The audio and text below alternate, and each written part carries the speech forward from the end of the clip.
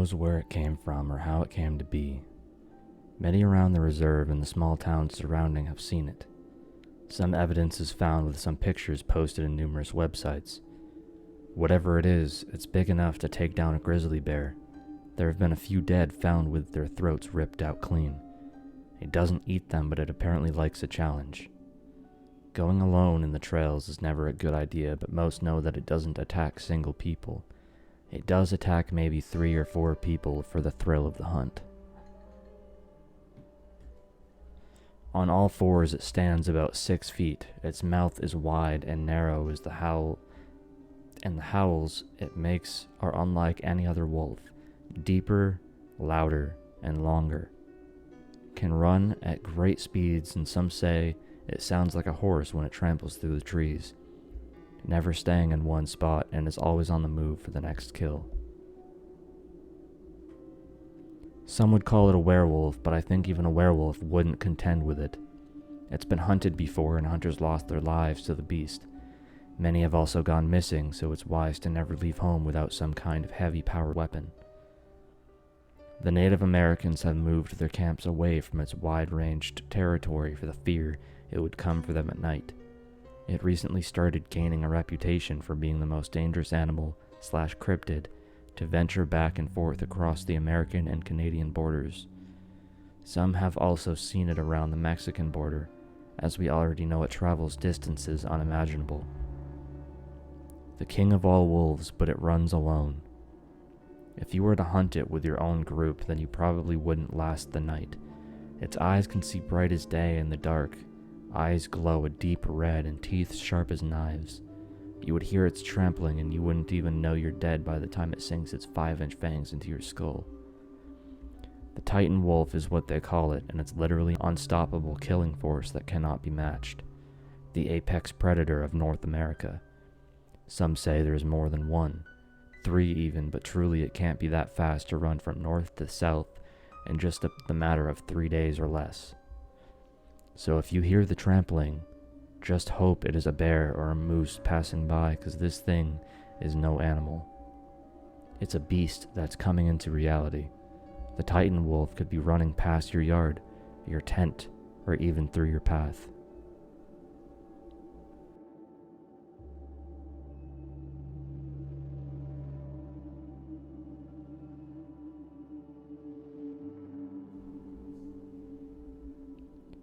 Back in my early 20s, I was unstoppable. Off my hinges with the drinking and drugs.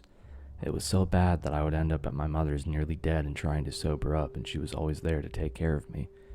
She was my angel, and no matter how bad things have gotten, how bad I'd treat her with all the bad things I'd say, stealing from her, she would always be there to love me no matter what. One night, after a week of binging and going down those gutters, I somehow managed to crawl my way back to her front porch. I don't remember how much, but I had sober flashes of her helping me into the house, falling down and doing her best to drag me down the hallways to my old bedroom, knocking over picture frames off the wall and tripping down the nightstand. She laid me down on the bed and wrapped me into the blanket, feeding me water to help me drown out the drugs in my system.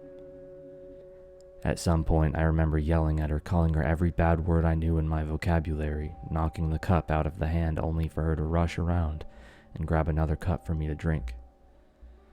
Soon after that first night, I remember waking up a few times to peel my eyes open to her sitting by my bedside holding my hand as I'd sweat heavily, shaking out of control and black out again. Waking up to her smiling at me, dabbing a damp hand towel on my forehead. She was the sweetest woman who would do anything for me, and I was just too blind to see that she just wanted the best for me. Day 2 came around and I was still in a pretty bad shape, trying my best to wake up and sit on the bed only for her to lay me back down and tell me to rest, as she kept giving me the water with bits of crackers. Falling back asleep, I'd have the worst nightmares where I was in the darkness and having multiple hands tugging at me, pulling me in different directions, but for some reason, I always had my mother's touch gripping my left hand, which she would pull me back to a safe place and waking me up. Day 3 came and I was just waking up early in the morning, feeling a bit better but dehydrated, sober but body aches all over my muscles so it was hard to even move. I looked to my left and seen my mother slouched over with her hand holding mine, and her head rested on a pillow just beside me. I felt this immense guilt fill my head as I hanged my head low, as I sat my back against the bed frame, running my thumb across her skin, which felt cold and clammy, unnatural, slightly gripping and shaking her hand. "Mom? Mom?" I whispered. "Mama, I'm awake now." She didn't react. She was cold. The window wasn't open, the fan wasn't on, or even the AC.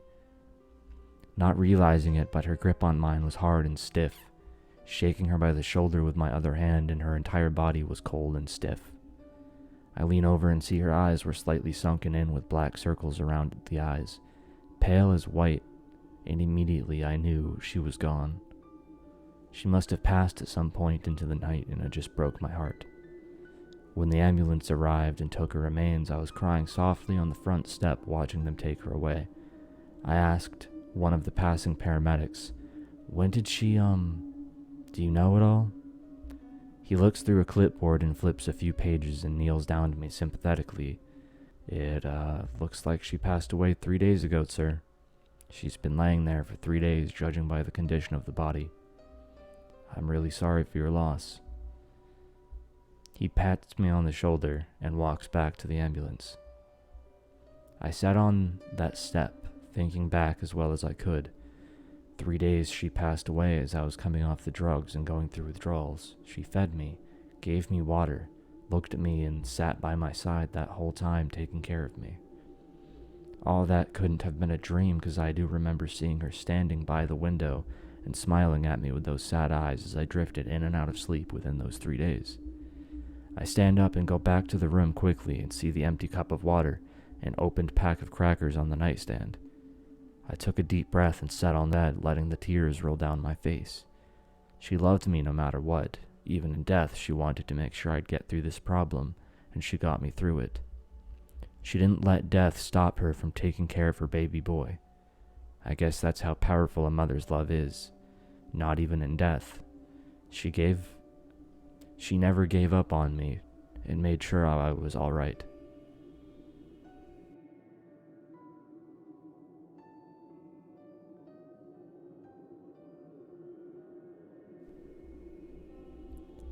It all started somewhere in China. An infectious virus was mistakenly released at the American Embassy CDC. One person got sick, one after another. At first, it started out as a common cold, and there was really no need for alarm. The infected got over their symptoms within a week, but no one anticipated that the virus would evolve, even after its lifespan cycle.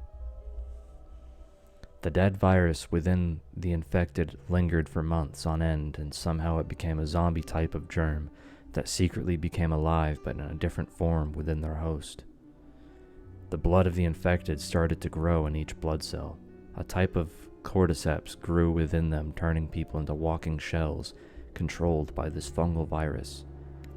How this virus evolved was beyond something unprecedented, highly unpredictable. All the infected did was walk around growing small spores from their skin, and just breathing near them would ensure your fate to be one of them within hours. It was nearly unstoppable as it made its way from one person to another, and soon it broke out from city to city within days. Each infected shot out their own spores into the air, which traveled for miles and escaped the quarantine zone. China was gone within a week, and surrounding areas were just as quick to become infected. No living creature was immune to the virus, so you can imagine how fast it spread. The infected began making their way out of the borders to spread their spores to any living creature with living cells. This virus's objective was to infect all of life. Nothing was safe. A little after the second week, the infected had made their way to England. Middle East didn't stand a chance. Africa infected within a day or two. That whole side of the world seemed hopeless and lost. There was nothing anyone could do to help them. North, Central, and South America were building a sort of resistance. All planes and ships were destroyed in the hopes to keep the virus away from any living survivors. A recon drone was dispatched overseas, along with satellites confirmed that all the infected made their way to eastern China and stood at the waters, seeming like they covered most of the outer rims of the continent. All at once, like a wave of a cloud, they released their spores and sent the cloud over to America. It raised high into the air, which soon somehow once again evolved, darkening the sky for days on end as it kept growing and growing. Eventually the darkness came on so thick and it rained. Infected rain spores that made its way into the population's skin, burrows its way into you like some kind of worm and infects you. America was lost. Someone somewhere had a type of authority to launch nuclear weapons which took out the whole world, hoping the radiation would kill the virus, but it only made it stronger as it adapted. Now I sit in a deep, dark bunker with less than 3,000 people in Colorado, within the mountains with limited air and supplies along with power, infected spore zombies standing outside the door with their heads tilted back with branch-like stems sticking out from their mouths that reach 5 to 8 feet. There's no getting out. Not a damn thing we can do besides wait to die or wait to become one of them. The wave consumed the world within a month and infected 8 billion people. Cordyceps. Who would have thunk it?